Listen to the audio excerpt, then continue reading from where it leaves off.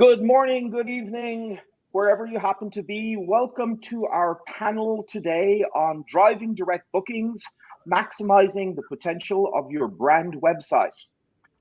This is a really important topic. We've already had a panel talking about the role of OTAs in hotel distribution. And with OTAs becoming even more demanding, it's very clear that hotels want to drive increased proportions of their bookings directly. In this episode, we're going to explore how to optimize your web presence and maximize your direct booking potential. And I'm very glad to be joined here today by four industry experts. What I'm going to do is I'm going to ask each one of you to very, very briefly introduce yourself, who you are, what you do, and what company you work for, obviously. So I'm going to start with Brent. Wonderful. Thank you, Peter. Hello, everyone. My name is Brent Harris. I'm the vice for Cendyn. I work across our strategic accounts, and really my main focus is structuring new partnerships for the company. So truly excited to be here today. Perfect. Let's go to Stefan. Hello, everyone. Really excited to be here as well. I'm Stefan Borelowitz at Cendyn. I head up the Rate Match and Conversion Plus direct booking solutions at Cendyn. For those of you unfamiliar with it, Cendyn drives cloud software and services across the hospitality. Here with my colleague Brent, and looking forward to the conversation. Number 3 is Eve. Hi, everyone. Thank you so much, Peter. It's great to be here together with such an amazing group. I am the VP of Digital and Loyalty. Viceroy Hotel Group, we're a global collection of 13 modern luxury hotels that are all strikingly individual, from the beaches, mountains, cities that surround us. And I oversee pretty much all things digital, including CRM, digital advertising, websites, social media, as well as our Viceroy Discovery Loyalty program. Perfect, Eve. And last but not least, Charlie. Hi, I'm Charlie Osmond, the Chief Tees at TripTees. We focus on helping hotels drive direct bookings in two ways: bringing the right kinds of guests to the hotel website, and also increasing conversion rates on a hotel's booking engine and website. Yeah, I think Charlie is the person who's got the best job title in the entire hospitality industry. Absolutely. Well, it worked against me sometimes. I've definitely had some partners who thought it was so silly that they didn't want to work with us. Yeah, but I can imagine you walking up to people in a bar and handing them your business card. Yeah. As I've mentioned, a few weeks ago, we had both a world panel and also a very similar webinar on the sometimes controversial role of OTAs in hotel distribution. And thinking back about it, overall, if I were to summarize the conclusions from this discussion, I think most people agreed that OTAs can play an important role in generating additional demand, but that hotels need to put the emphasis on driving direct bookings, with this latter channel in particular having numerous advantages in terms of both cost and particularly relationship with the customer. And thinking back about it, it reminded me of something that Dara used to say when he was still with Expedia, not with Uber. But he used to regularly say that hotels should use Expedia to bring the customer to you once, and then afterwards make sure to bring the customer back again and again and again through your direct channels. Now, to do this, you clearly need a great, what I call brand.com website, optimized to attract and convert and develop a relationship with your customer so that you can maximize your direct booking potential. Now, we're going to explore this issue today. I think, we're exiting, hopefully, we're exiting a very, very strange period for the world. We've had COVID-19, which has severely curtailed traffic travel in most parts of the world over the last 2 years. It's changed around who's working in the industry and how the industry is operating. There's been a whole lot of change. So maybe that's a great place to start. What in terms of hotel distribution, hotel marketing? What's new in 22? What do hoteliers need to know about driving direct booking today that's different to, maybe what we did 2-3 years ago? And let's start with Brent there. Yeah, absolutely. So definitely a strange period in terms of where we're at. But there are some foundational, I would say, things that we're assessing from the marketplace. We have some markets that are outpacing 2019 performance, but at the same time, advertising budgets and efforts around digital marketing and the website in general are sitting at 50% or less of that in 2019. So, at the same time, we've had this shift from a travel consumer perspective. They're more digitally savvy than ever. I mean, the pandemic really forced everyone to, change and adapt. I can think of times back in 2019, it was still tough to get everybody on a Zoom type meeting. Now that's really become second nature. So, with the consumer mindset shifting and being more in tune with their research phase, going to the brand.com, exploring different websites, it's critical. That's a critical foundational channel and opportunity for a lot of hotels that are, still being missed from the perspective of focusing on that channel. So I would say not different. Those were similar challenges, but definitely more important. And, the hotels that are on top of that are really succeeding in their respective marketplaces.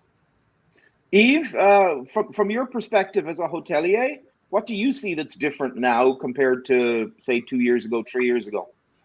Yeah, to echo Brent's point there, the consumer has become so much more digitally savvy, and I love it because it means that, there is a bit of an issue that occurred, I think, during the original COVID time where there were people who ended up having a lot of issues with their OTA booking and getting refunded and things like that. So it did cause some concerns, I think, in the consumer's mind about, I need to deal with the hotels directly.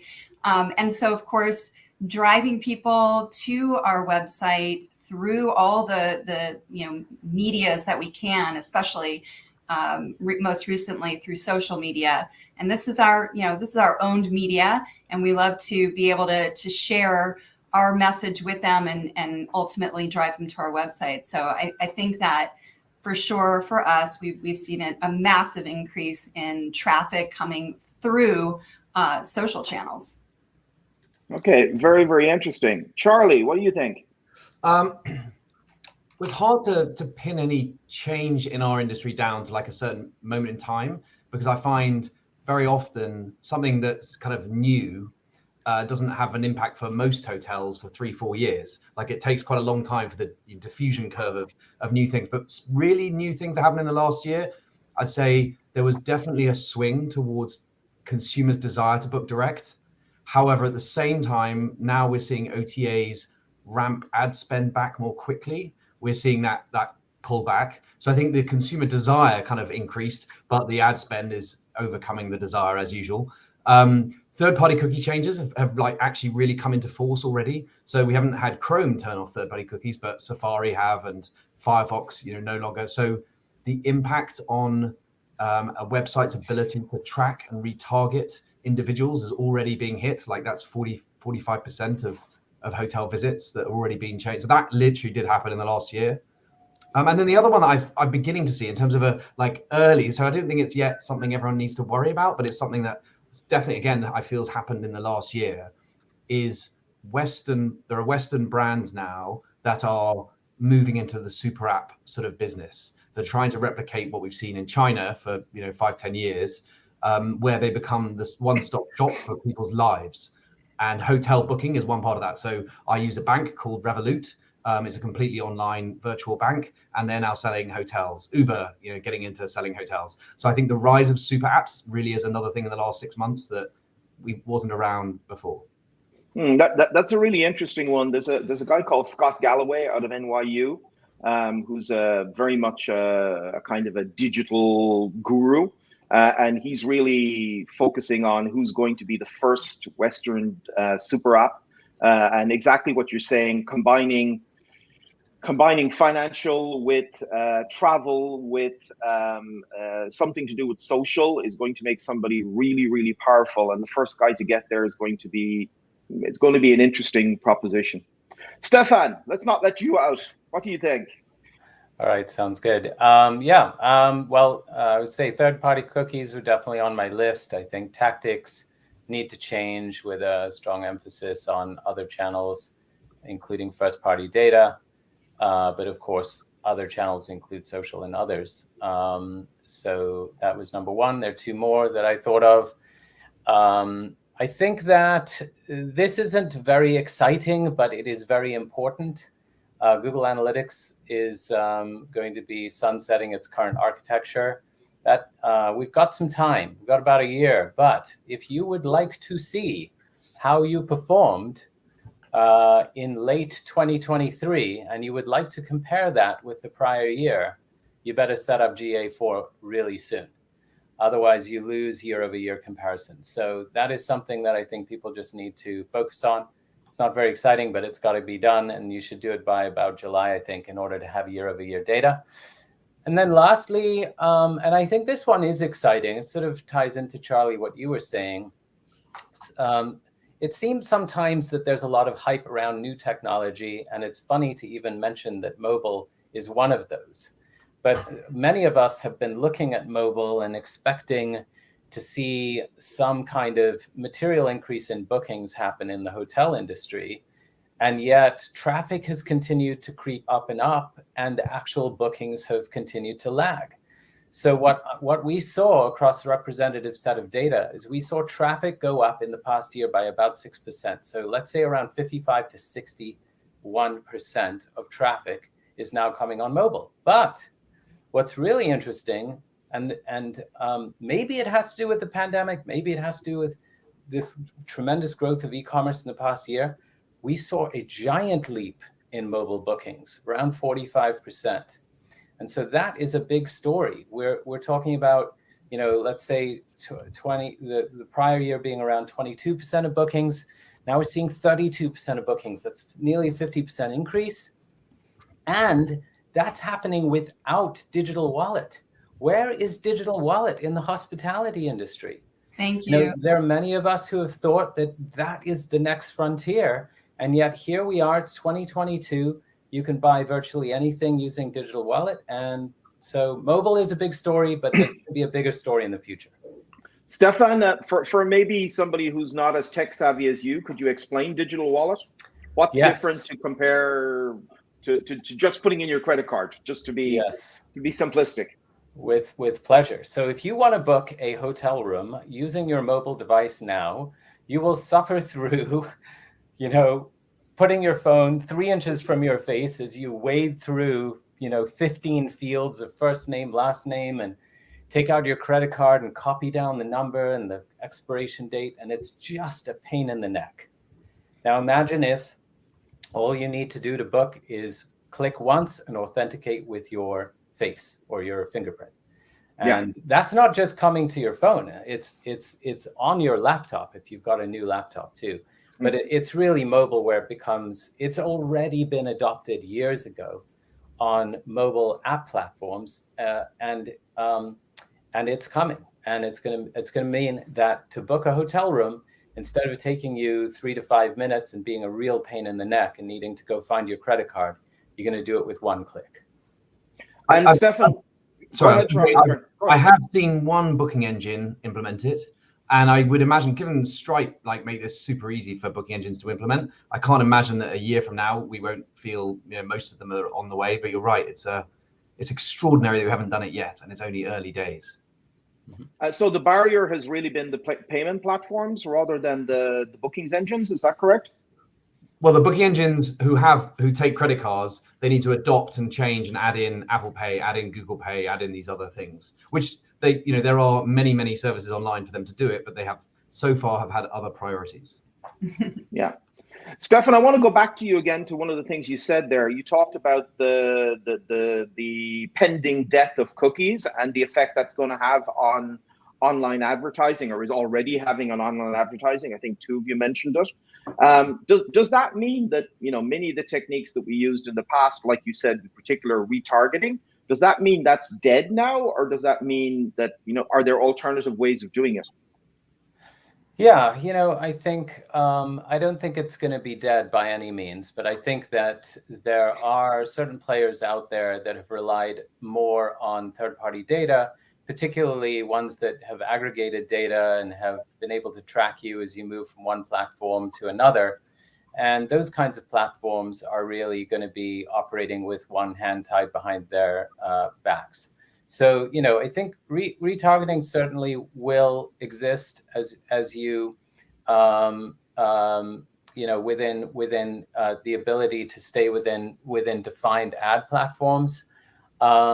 It's not completely dead. But that being said, there is a significant amount of traffic and demand that and tools that were available with third-party cookies that are no longer going to be available to drive demand. And so it does mean that while you can continue to think about doing retargeting and continue to allocate budget towards digital marketing, it emphasizes the need to focus on everything else as well.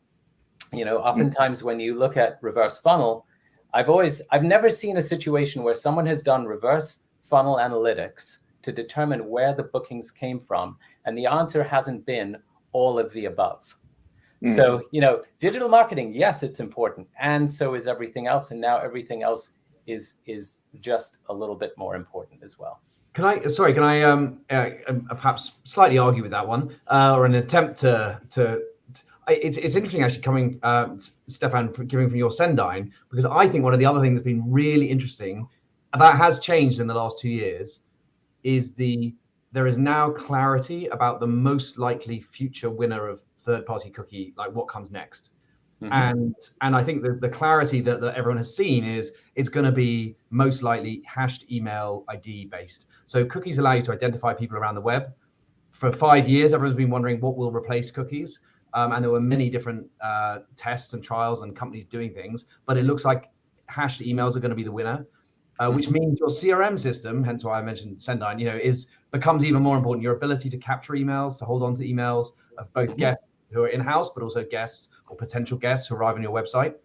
The importance of gathering those emails has suddenly like jumped up a level because of cookies and because of the realization by most of the digital marketing world that emails are going to be the future identifier online. And so I think, so all I was going to say is, and I think that and also now that we're there, I think that means that retargeting actually carries on just as it was. It's using a different way to identify people. That has pros and cons, but as a sort of ability to impact a booking, it remains the same. Eve, as a practitioner, what are you seeing? Is this like forthcoming death of cookies one of the reasons that you sang so lyrically about social media earlier on, because you're looking for an alternative way to actually collect those customers? Well, we're very lucky to be part of the GHA loyalty program, the platform together with hundreds and hundreds of hotels and 35 plus brands around the world, because it is all about capturing the first party data. It's about, you know, getting our customer information, and by offering them something in return, which is a fantastic opportunity to earn discovery dollars. You know, even when they come into the hotel on their first day with an OTA, they sign up and they're going to earn discovery dollars. So currency is, you know, cash, getting back, you know, being able to give them something and gaining their information from it is definitely what we're absolutely leaning into. Okay, now let's get a bit more practical, and we'll talk about actually generating direct bookings and making sure that people are booking directly. And when I think about this issue, I see 3 different layers. I think, first of all, we got to think about how we're getting the customer to the website in the first place. We've started to talk a little bit about that. Once you've got them on the website, how do we make sure they book? So conversion. And then the third one, I think, is just what you talked about there, which is how do we maintain a relationship with them and get them to come back and get them to make sure that booking comes through direct channels.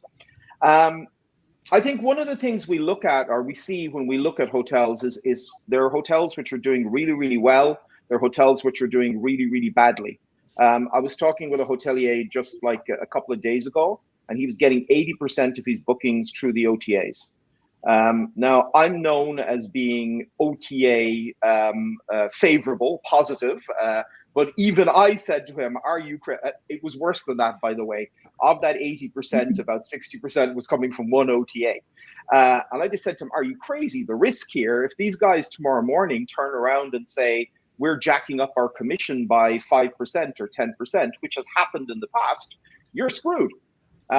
So, you know, for somebody like that, not necessarily like that, but for somebody who's starting out, who really wants to get onto this journey and wants to start increasing the proportion of bookings they're getting directly, where should they start? Let's start with Brent there again.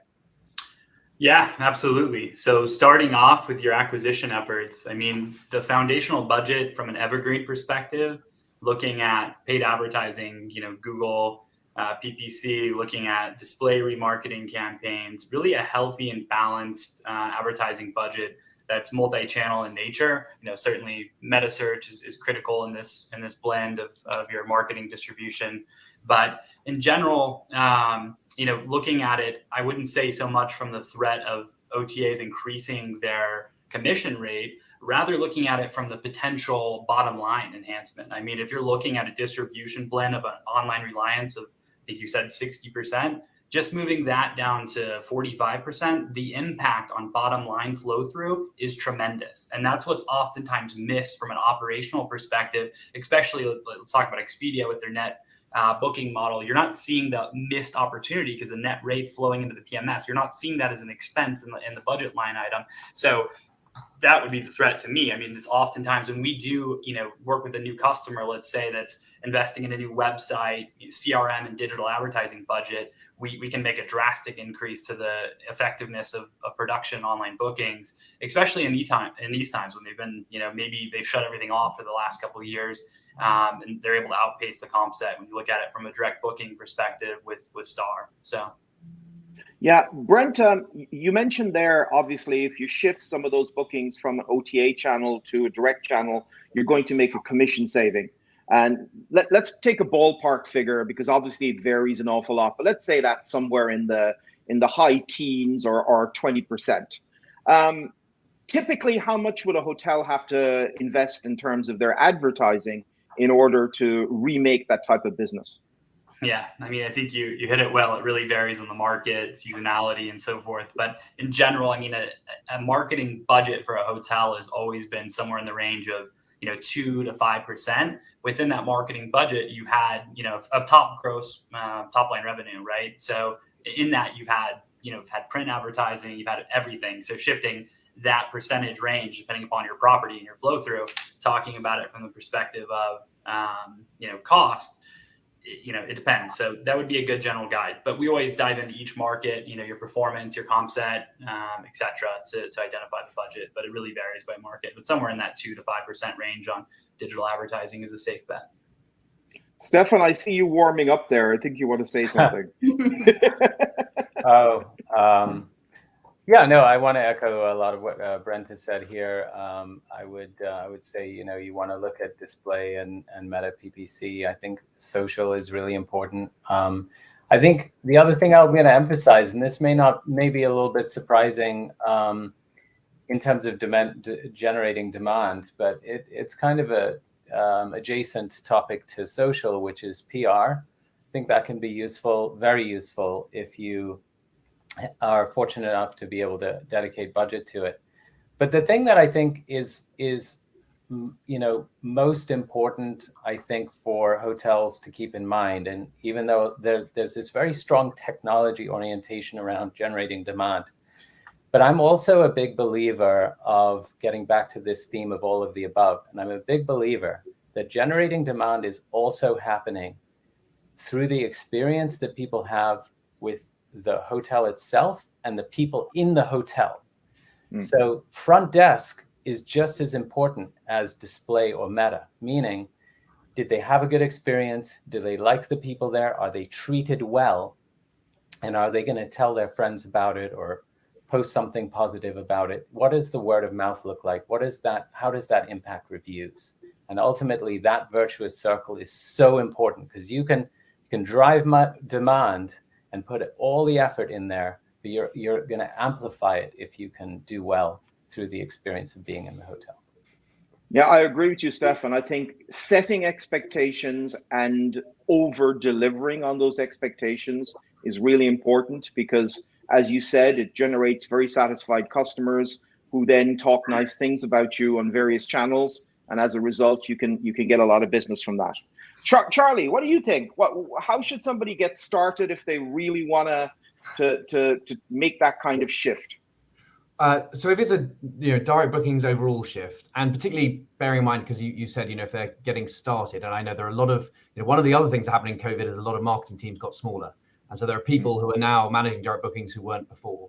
So if you are kind of new to this, and even if you've been doing it for years, the first thing to do is to go pick up a laptop, your phone, or an iPad, and go take it to someone who's a different generation from you, someone in their 60s or 70s, or a child in their early teens, and ask them to book your hotel and get them to talk to you while they do it and watch what they do. Because it is astonishing how much, well, I mean, sure, we've all felt it, right? You've gone to a hotel website, you thought, oh, this was an awful experience, or you've looked for them and haven't been able to find them. And very often we don't see with our own businesses what the issues are. And the best thing to do is try and see it in the eyes of a consumer, or if not even a potential customer, just someone who's very unlike you, who might look at it and browse and have a different way of acting. Because if you're running the hotel's direct booking initiatives, you're probably pretty digitally savvy. And so recognizing that not all of your guests are, and just starting there is my starting point. And so what will you see? Yeah. So you'll see different people being able to find relevant content in the places that they're looking. So some people might start their searches on Google or Google Map. Other people in the OTAs, is your content there up to date? Because a lot of people will find you because of your location, on booking.com, and then want to come and see the hotel website. So can they find you? Is the content good on the OTAs and in Google? And then when they're on your website, is there just a really simple, clear, short booking path that works? And those are the starting points. There are millions of things we can do on that. One of the other ones, I guess, the go-to for me is, people make two decisions before they give you their credit card. The first decision is, what hotel do I want to book? So again, that's, how do they find you, and do they find your, is the hotel appealing? The second decision is, what channel am I going to book you on? And so they've decided it's your hotel, and then they've got to pick a channel. And when people are choosing the channel, the number one thing by a country mile is the price. Are they getting a good, they got parity on the hotel website? Have you got a better value on the hotel website? Because if it's better value somewhere else, they're going to book somewhere else. And that 2% undercut from Expedia might cost you 20% in commission fees. I'm going to jump back to the conversion issue in a second, Charlie. I guess one of the things you're saying there is you're echoing Stefan very, very clearly by saying all of the above. It's not just your website. You need to make sure that your digital marketing is consistent and holistic across all the different places that you can be found on the web. And one of the topics that you mentioned there was Google. And one of the things, Google's a fact of life. Google's like death and taxes these days, I think. But Google at the moment seems to be putting even more emphasis on grabbing screen real estate in its search engine result pages, particularly for travel and hotel. I think one of the good, or at least my interpretation, one piece of good news is that its meta search product has now become much more to the fore. And at least there we seem as hotels to have the opportunity to be able to capture that demand and drive it to our direct hotel websites, as opposed to it flowing directly to the OTAs. Eve, are you seeing a big increase in Google meta search bookings? And do you think this is a positive or a negative thing? I think that when we get to the meta search, I think Charlie mentioned, you've already kind of decided where you want to go, and now you're going to be searching for the best rate. So when you've gotten to that point of meta, it's a brand name situation. So you better be bidding on yours, because obviously you want somebody to come to your website and experience your hotel, your brand this way. So it's critical to be present there, because it's at the very bottom of that decision-making funnel. And then secondly, the Google My Business, I think they renamed it Profile Manager. I mean, what I would say to your friend who has 80% of their business coming through OTAs, is gosh, like, make sure your business profile is fully optimized. That's, I mean, and I'm probably jumping ahead to, like, what's the one thing you should do? That's definitely where it is, because we get I'm always searching through our sources. I'm always looking for nuggets of who's coming to our website from where. And definitely Google My Business is a huge contributor. So that's the, organic piece of it, not even the meta where you have to pay for it. But in terms of the meta, Eve, in terms of cost, if you compare like a booking that's coming through Meta, it doesn't have to be Google. It could be Kayak, or it could be anybody else. Is it cheaper than what you're paying through the OTAs or not? I think it depends on the country and the OTA deals, but absolutely the cost of distribution is much, much lower, especially with Meta. This is a click in a book. So, Peter, can I challenge your question there, Peter? You can, of course. Because I mean, it's the question that I think absolutely hotels want answered, and it's the thing. When I was in Dubai yesterday, and it was a question was, okay, so what do you charge if you're running Meta for our hotel? And it's one that I try to sort of push back on, and the reason is this: you can be a hotel on Google, and you can choose your CPA and pay Google 10% or 5%, right? And as a hotelier, we see it, right? There's a lot of hoteliers who say, wow, it's amazing. My cost of distribution through Google Hotel Ads is 20x. I'm delighted with my return on ad spend. I'm a hero. And then my first question would usually be, well, are the OTAs still bidding on your name on Google? And the answer usually is, yes, they are. And it's like, right, well, the OTAs only bid on your name if they make money out of your name. So you are paying for bookings from booking.com or Expedia at 15 or 16 or whatever it is % tomorrow.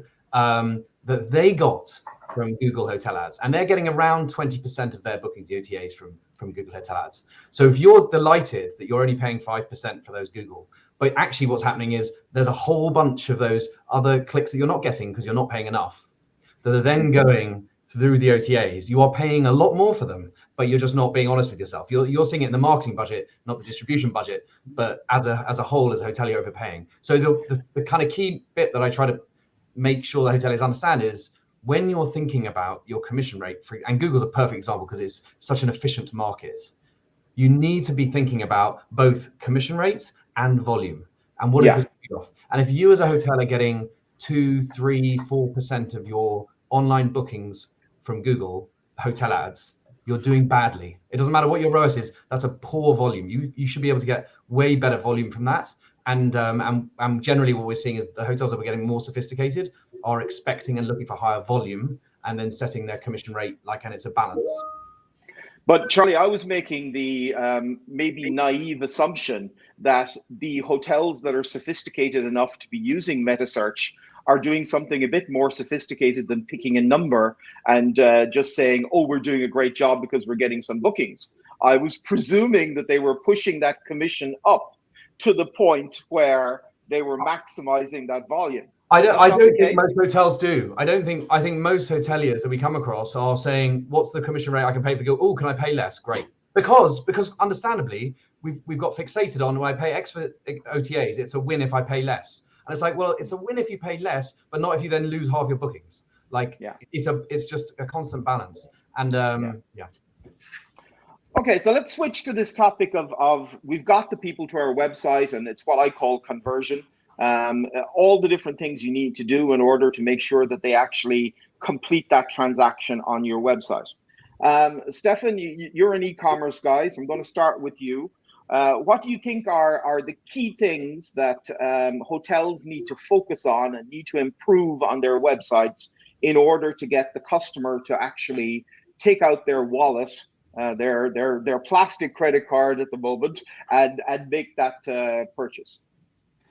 Yeah, look, I think one of the things clearly, that we believe in, and I would imagine we may hear this from Charlie, is that there are messages we can deliver on the website that will instill in the mind of the visitor the confidence to book directly. And one of them is to demonstrate that we have the same or better price than OTAs.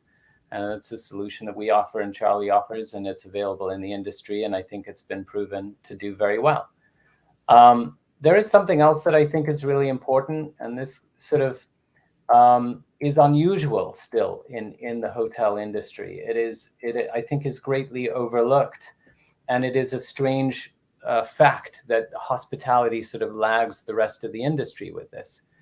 And that is many websites themselves, particularly websites that are independent of booking engines, have no idea who you are, how much a room costs, what date of travel you're interested in, whether you've been to the site before, or any information like that. So I think that hotel websites really need to be able to have all of that information available. When you click on a rooms page, you should be able to see how much the Ocean View King is versus, versus the suite. And that should be visible. And when you select dates, the hotel website should remember the stay dates that you're interested in. When you leave and you return, it should remember those dates. It should update the rooms page to reflect those dates. And so it's time for independent hotel websites to have real CRS connectivity, and also to be aware of who you are and the stay that you're interested in. Yeah, I think that's drive higher conversion. Sorry, yes, to answer your question. Stefan, I think that's really interesting, because what you're talking about there really is you're talking about the fact that, hotel websites, and I'm generalizing here because of course there are exceptions, and the exceptions are becoming more common, but hotel websites, they really haven't progressed that much in the last 12 to 15 years. I'm living in Australia these days, and it's not particularly hotel websites, but hotel websites in general here, websites in general here seem to be back about, I would say, 10 years. They are, online brochures taking print advertising and creating a very, very nice image on the web, but they don't actually think about what the customer wants to do. What is the customer? Why did they come to this site? Oh, they want to make a booking. Let's make it easy for them to actually make a booking. And that's where I think what Charlie was talking about earlier on, about understanding your customer and understanding what your customer wants to do and what are their pain points, I think is particularly relevant. So Charlie, you mentioned price as well, but apart from price, what else do we need to focus on to actually convert the customer? Well, it's funny. Well, sorry, I'm going to pick up on the thing you said before, just before I answer that, if I may. It's, why is it that we feel hotel websites aren't always a great experience? And I think there's some underlying, and it's worth articulating what are the reasons maybe for that. And not as someone who doesn't build hotel websites, there must be better placed to answer this than me. But I assume two of the factors that I kind of see a little bit are, one, when it's time to redo your website and booking engine, it feels like a massive task. It feels like a task that people approach sort of occasionally, and they want to get it done and they want to move on to the next thing. And yet great websites are not built sort of in a waterfall, they're one and done, and then it's live for 3 years and it works. It's just, companies that build great websites, booking.com, best conversion website on the planet, is changing and updating and improving and tweaking every day of the week. And I guess we're probably not setting up the teams and the expectations in the right way to do that. And that's not just for hotels. I think that's in general when companies build websites. That's the thing they get wrong. And the second thing I see in hotels that I think is a challenge is there's often a tension between maybe brand, people who are really into the hotel's brand, and a desire to be able to demonstrate the real value, what people are getting and what they're building into the dream, right? Buying into, the dream of the travel, and then being a conversion machine. And hotels often have this tension between, is our website an e-commerce business? And so it doesn't, what matters is the number of people that come through and convert, or is our website like a dream machine? And the truth is hotels are trying to do both. And that's just really hard. And I suspect that often the mismatch or the challenge comes from not having someone who can manage to like work on both of those. So sorry, there was just like when I think about being aware of what the challenges you might be facing as you're kind of coming towards the problem. In terms of other things they need, I mean, yeah, the simplicity of a booking engine flow. We see booking engines. We do, we work across 150 booking engines, and those in the top 10 have wonderful conversion rates consistently. 6% search to conversion rate, and even in the top 10, you've got some people hitting 6 and some people hitting 8, 9, 10, 11% conversion rate. So the booking engine you have has a really big impact, because I tell you, outside the top 10, there's a lot that convert at 2 or 3%. Yeah. So it really is worth kind of looking at the best in class booking engines out there if you're an old one. And then just watching people go through it is the simplest way. There's loads of tips and tricks and things about offer pages and whatever, but ultimately the best guide is watching people book and seeing where they fall out. I'd to add, Peter. You just give me 1 sec. I just make a comment there. Sorry. I work a lot with MBA students in all sorts of businesses, including the travel business and so on. And when we're talking about website content, I often tell them about a book which I love, which is it's called "Don't Make Me Think." Yeah. A guy called Steve Klug. It's a very old book at this stage, but the entire book is basically about, as soon as your customer has to think, what do I do next? Boom, they're gone. They're back on Google and they're in your competitor. So I think that's what you said there about the flow and making sure that it's very, very intuitive and the booking engine that's very, very easy to use. I think that's a very, very important point. Eve, sorry, I interrupted you. No problem. I was just gonna, continue on with that thought. The website, it's not strictly the conversion tool. I mean, yes, the ultimate goal for sure is to get the booking. That's what we want. But we also want to, it's not like, you're getting married on the first date. We want people to be returning, consuming our beautiful imagery, learning about our resorts. I mean, it's throughout the entire, customer journey. It's not just at the end and, let's get. I'm going to be honest. I'm going to be skeptical here, Eve. The days of people going into hotel websites to experience the brand, come on. We all work 25 okay, let me hours put it a different way then. They want to answer their questions, right? They want to get, okay, what's the pool look like? Does it have a slide?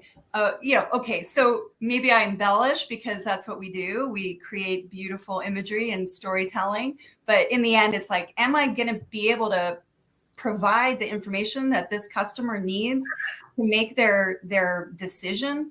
That's 100% what we want to be doing. Yeah, on that one, can I add one quick thing, which is I think one of the mistakes that hotels often make. And when you're saying people want their questions answered, what is the best way to check if the questions are being answered? Go look at what the OTAs do. They know all the questions and they've got all the answers and they make it really easy. But one of the things they do especially well that hotels are slower to is the OTAs will make it an icon and a 3-word like phrase that tells you this is the fact, right? Pet friendly, whatever, there, it's done. A hotel will turn pet friendly and an icon into like 4 paragraphs. And that's what isn't necessarily always, maybe if you're really pushing the pet thing and you're charging $150 extra for the dog in the room, it's worth doing. But often that's where the hotel will over embellish. Yeah, and Peter, I would challenge your position a little bit in the sense of the website transcending from just a booking transaction tool to really being a part of the guest experience. After a user books, we track this often, they come back to the site. Why are they coming back to the site?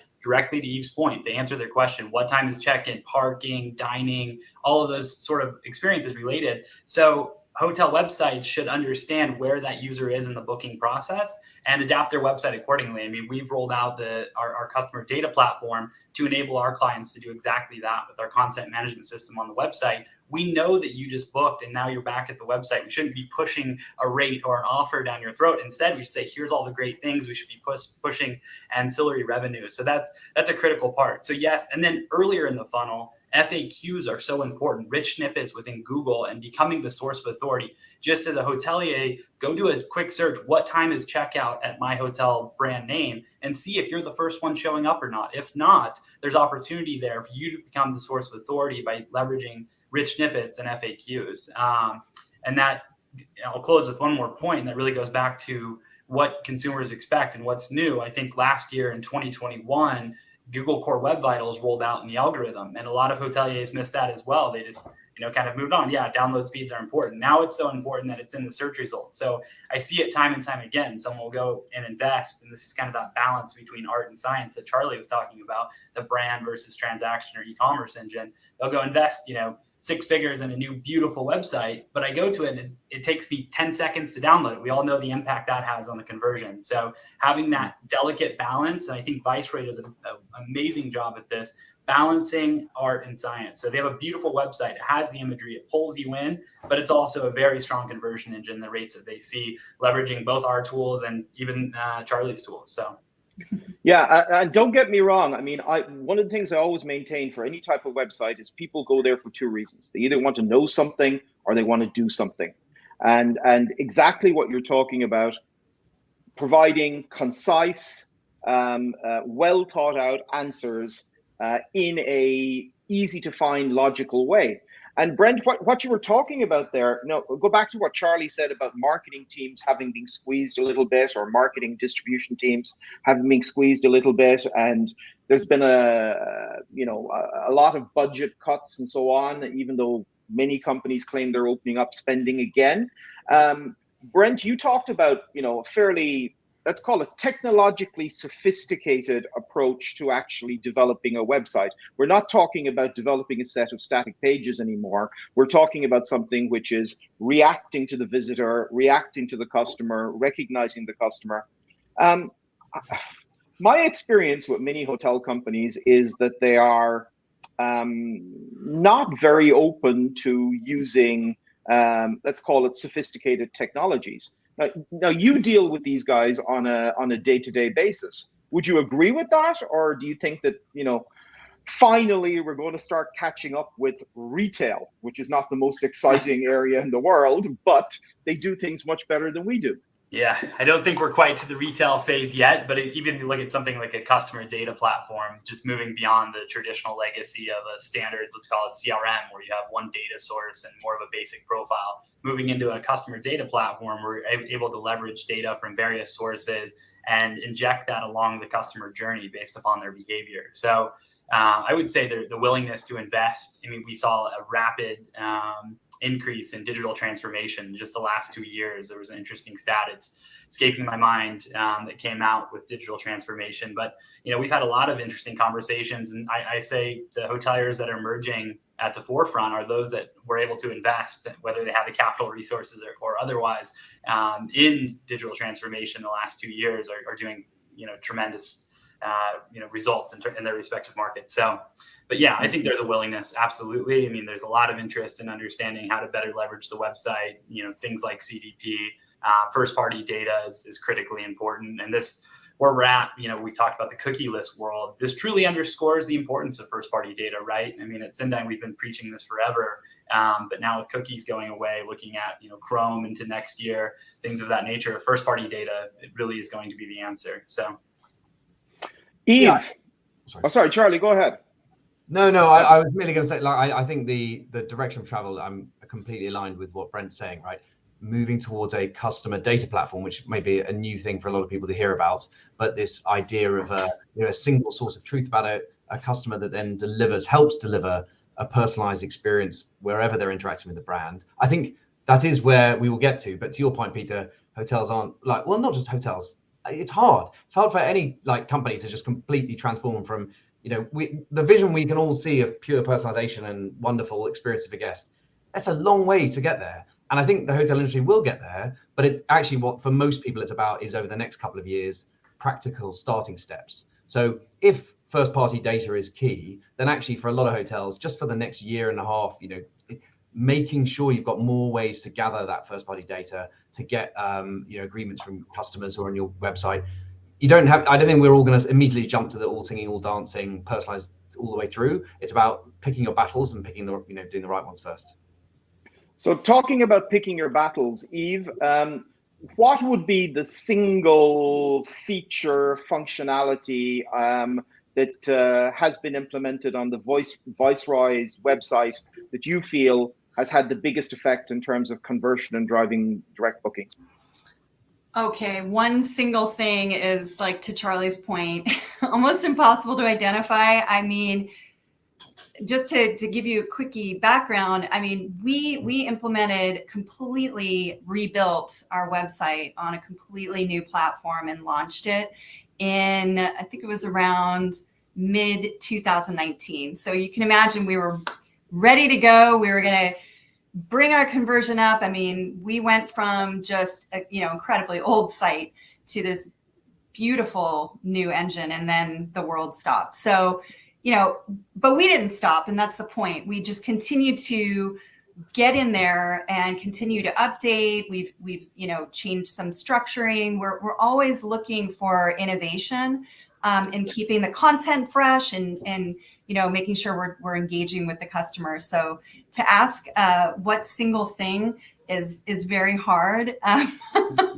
to answer. It's such a combination of so many things, and even just to another point that was made earlier, it's like, how can we make sure we're getting all of the information into our website that our consumers need, and to make sure that from a technical SEO standpoint that we're being found. I mean, it's also just as simple as talking to your front desk and finding out what people are calling your hotel and asking questions about, because they clearly, weren't able to find it easily on your site. So now I even forgot what your original question was, but whatever the question was, there's too many answers. Well, you're back to Stefan. I like Stefan's quote, which is all of the above. It's not one single thing. It's a combination of. It is a it's so hard to try to do everything. It just really, really is right now, especially right now. So, it's picking, like Charlie said, picking your battles and focusing in. If it is optimizing certain content, or just, being able to deliver the right messages, or investing more. I mean, Eve, I can tell you one thing for me, because one of your hotels was the first stay I went to post-COVID lockdown. I took my daughter to LA and we stayed in Santa Monica, and I remember the booking experience because it wasn't long ago. And I remember it was the picture of the swimming pool and the colors and the vibe that I thought, yeah, okay, this is somewhere where my daughter might think, okay, my dad's brought me somewhere quite cool, and we both. But it was a picture of the pool. That's what did it for me. That's right. I mean, we do definitely. Although Peter may not agree, imagery. No, I agree. What I don't agree is that people come in, just because they feel like it, to see what the hotel's about. They want to know. They have a purpose. They need that information. Okay, let's switch back to the third element there, which was about bringing people back and making sure that when they're booking again, that they come back to your direct website than going to the OTAs. Okay, can I tell a quick story? Yeah, go. And this isn't, I mean, the fact is people are going to choose to book the way they want to book. And so, we have to be able to make sure we're giving them the best experience, whether they're going through an OTA or whether they're coming to our website. Our content across all channels needs to be consistent and up to date. I also run the CRM. I look at campaigns constantly. I'm looking at customers, what they've done.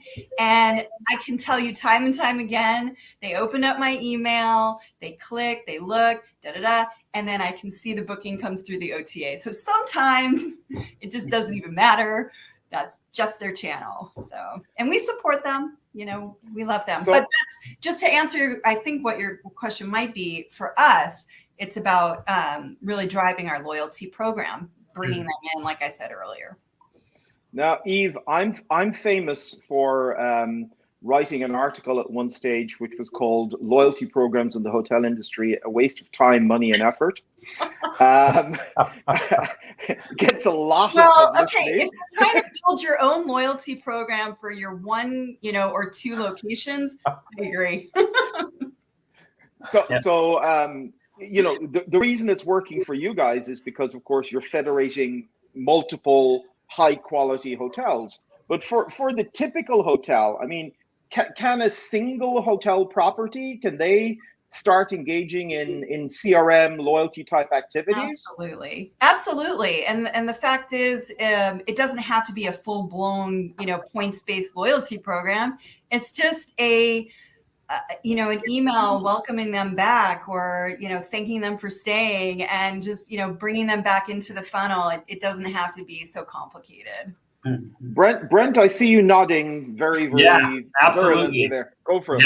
Guest recognition loyalty strategy is key. I mean, you see independent properties, one-offs trying to do a points base. That's not attractive. So I would agree with your article sentiment there, Peter, in that that's not a viable strategy. But guest recognition from the standpoint of offering rates, you know more about this guest and consumer than the OTAs. You know how they engaged on your property. You know what they had for dinner. The OTAs don't have that information. You are uniquely leveraged to use that data to acquire this repeat guest and give them an experience that is different than what they're getting from just going and transacting with a simple room booking. So, and even to Charlie's story, we work with Viceroy in this constantly in terms of understanding their user personas and kind of segmenting their guests. Family travel. If you initiated a booking on my booking engine with 2 adults and 2 children, I know that you're interested in family. You might have not completed the booking. When you come back to the site, I should be optimizing imagery, offers, all about that family experience and connecting later in that journey. The OTAs aren't doing that. They're showing you static content and imagery. So this is where you have a unique opportunity, whether you're an independent hotel or a brand like Viceroy, to offer a more authentic and unique experience that's going to leave them with a better memory and, of course, coming back. Charlie, I'm not sure you agree, do you? Well, I can't disagree about personalization, because I mean, that's for the last 10 years all we try to focus on is giving people dynamic messages on hotel websites that are personalized to them or to their segment. So I agree with that. I was going to go down a slightly different angle, which was to answer your question of what can you do if you've got OTA bookers coming in, let's be tactical here. What are tips and tricks? So I'll share a few that I've heard. A hotelier general manager in Dubai, where the OTA bookings are really high, and he said, and they'll get people who book tens of times and always book via an OTA. So he has a thing now where if a guest arrives who's booked 10 times or more via an OTA and they just checked in, he gets an email alert from front desk, and he goes and meets them and offers them a cup of coffee, and he goes and sits down with them and he gets to know them, and he finishes that with, and I'd really appreciate if you book direct next time. So there's like that. That's very full on. But it's just an opportunity to pick out special guests, VIPs too.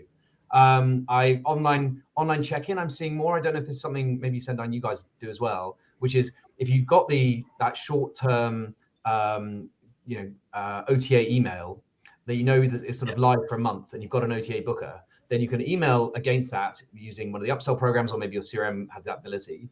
And what I've seen some hotels now do is try and get people to pre-check-in. We're so used to pre-check-in on airlines. It's quite easy to send someone an email and say, hey, reduce the queue on check-in, put your email address in here, confirm your name and your passport number, or whatever it happens to be, as little as possible, but basically the email address. And then it's a way of increasing the emails you're capturing from OTA guests. Wi-Fi email capture, I know, has worked for some, though I think there's also a place where you can end up getting lots of fake emails put in. But yeah, there are definitely good tips and tricks out there to go chase down those OTA bookers. Great.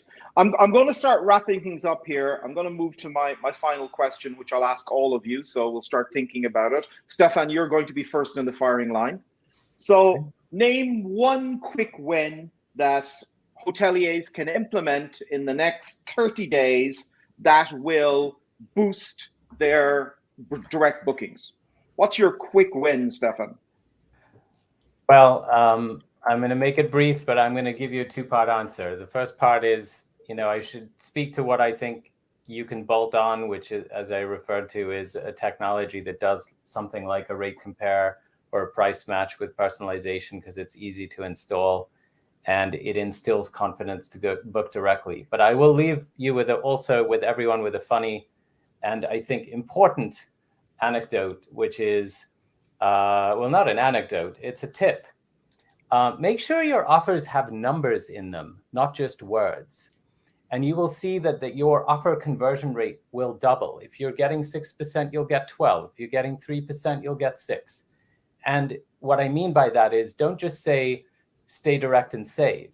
Say, stay direct and save 30% or 20%, whatever the number is. Put a number in there, you will double your conversion rate. Right. Charlie. I think the single worst advert a hotel could ever dream of is where they put their price on meta search and they're basically paying to advertise that they're more expensive than other channels. So do not waste your money bidding in meta when you are overpriced for an itinerary. It's literally the worst way to waste money.